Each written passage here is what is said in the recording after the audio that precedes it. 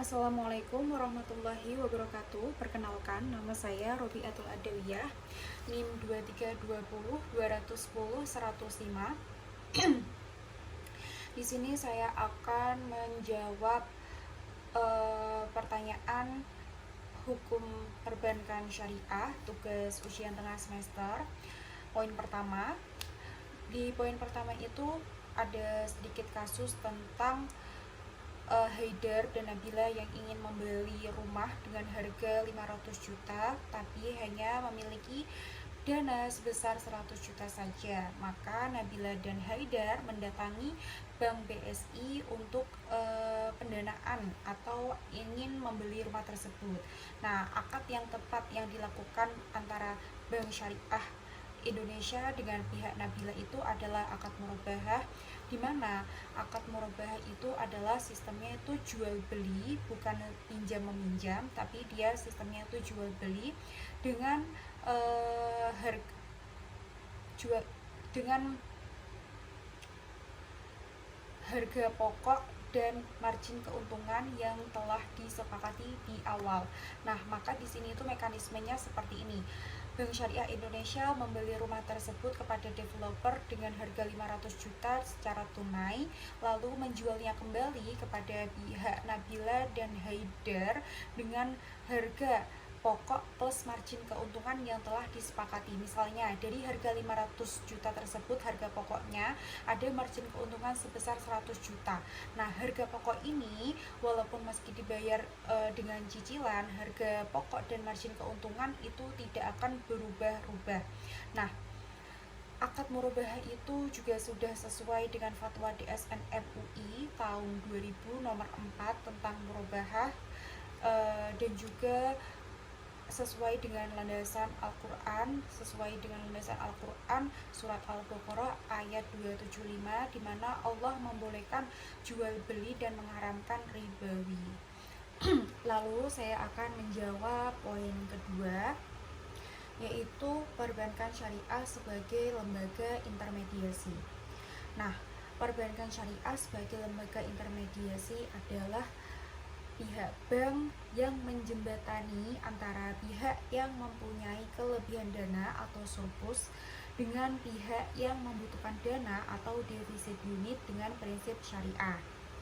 Nah, fungsi perbankan syariah sebagai lembaga intermediasi itu adalah menghimpun dana dan menyalurkan dana. Nah, kalau menghimpun dana biasanya itu dalam bentuk tabungan, giro, defisit unit. Nah, itu juga harus sesuai dengan prinsip-prinsip syariah seperti mudorobah atau sistem bagi hasil, dan juga wadiah atau titipan. Itu juga bisa. Terus juga menyalurkan dana. Nah, biasanya tuh menyalurkan dana kepada masyarakat dalam bentuk produktif maupun konsumtif itu biasanya seperti kayak jual beli.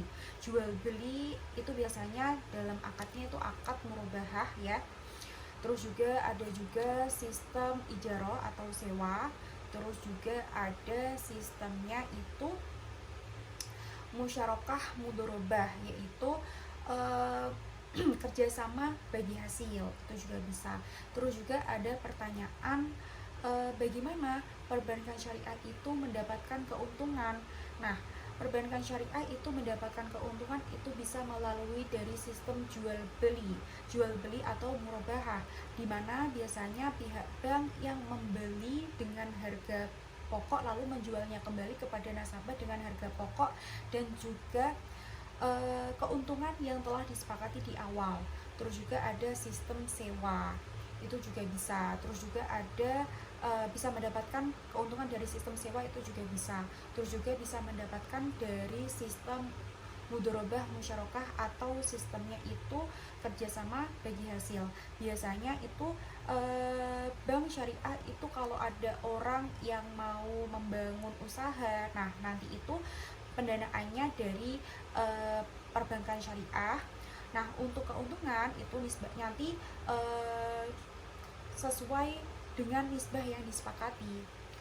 Terus juga bisa dari fee based income atau dari sistem jasa, keuntungan dari jasa, seperti kayak misalnya transfer uang itu juga bisa, terus juga penukaran value asing itu juga bisa, dan juga dari penjaminan itu juga bisa. Terus saya akan menjawab poin ketiga tentang tiga larangan dalam prinsip bisnis syariah. Itu ada riba. Riba itu adalah sistemnya tambahan. Contohnya, seseorang meminjam uang 10 juta kepada pihak bank dan juga setelah setahun itu harus membayar 12 juta. Nah, tambahan 2 juta ini itu adalah riba. Terus juga ada larangan yang kedua itu adalah gharar, ketidakjelasan. Contohnya, seseorang membeli sebuah buah rambutan tapi masih dalam bentuk pohon.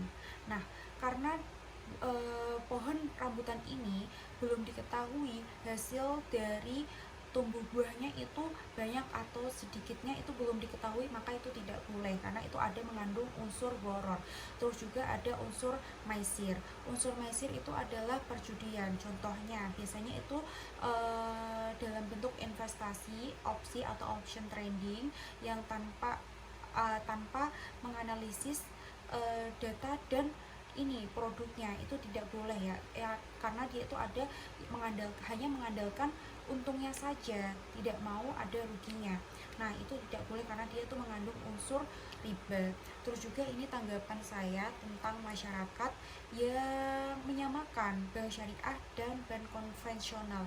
Mungkin pendapat saya itu karena ketidakpahaman masyarakat dalam bentuk prinsip syariah di perbankan.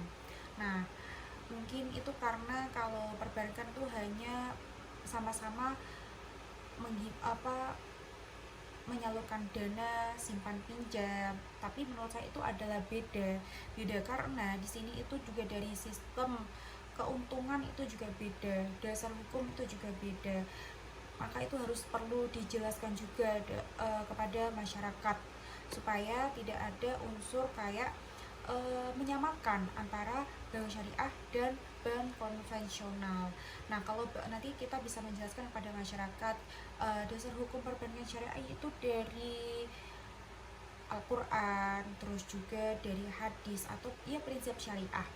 Kalau sedangkan bank konvensional sendiri itu melalui hukum ekonomi dasar, terus juga sistem keuntungan itu pun juga beda. Kalau bank konvensional itu dia keuntungannya dari bunga, sedangkan kalau bank syariah itu biasanya dari bagi hasil atau dari margin atau keuntungan yang dari jual beli, murabahah, dan juga sewa, ijarah, dan juga mudharabah musyarakah. Sedangkan bank konvensional itu hanya mengandalkan dari unsur bunganya. Terima kasih, sekian. Wassalamualaikum warahmatullahi wabarakatuh.